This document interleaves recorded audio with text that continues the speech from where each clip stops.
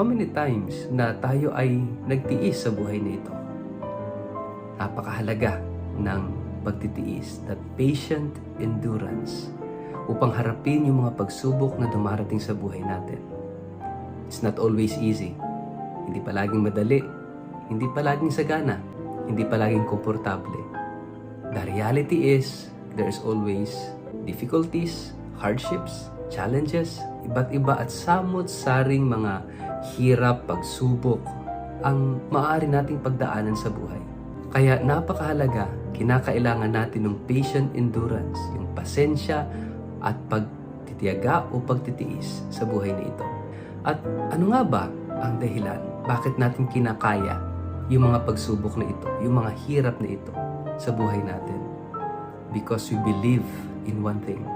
At ano po yung bagay na yun? Love. Kaya nga, kung wala yung love mga kapatid, kung walang yung pag-ibig sa ating puso, walang pag-ibig sa ating buhay, hindi natin kayang magtiis. It is always because of love. It's either love for God, love for one another, or love for your family, love for your children, love for your friends, love for your life, love for your job. It is always love that makes us endure. Bakit kaya nating magtiis? Kasi nagmamahal tayo. At tanging ang taong nagmamahal, tunay na nagmamahal, ang kayang magtiis. Kaya kapag hindi na nagmamahal, hindi na nagtitiis yan. At mapapansin po natin yan everyday sa buhay natin. Especially mga tatay na nagtitiis ng hirap para magtrabaho, para iwanan ng pamilya, para mag-abroad. Mga nanay na nagtitiis na kahit nahihirapan ay magsusumikap para sa kanyang pamilya.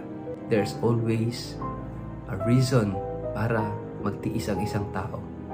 At ang rason na yon, ang dahilan na yon is because of love. Sa taong nagmamahal, lahat kayang pagtiisan. At nakita ho natin yan sa kwento ng ating Panginoong Jesus. Sa kanyang buhay at kamatayan. Bakit siya nagtiis? Is because mahal niya tayo. Mahal ka niya. Kaya nga tayo, hindi tayo dapat sumuko. Huwag tayong susuko sa mga hirap, mga problema, mga pagsubok, mga pag-uusig sa buhay natin. Focus on that reason. Bakit kaya mong pagtiisan lahat ng ito? Love. Mga kapatid, sa taong nagmamahal, walang hindi kayang tiisin. Pagpalain po kayo at ingatan ng makapangyarihang Diyos, Ama at Anak at Espiritu Santo.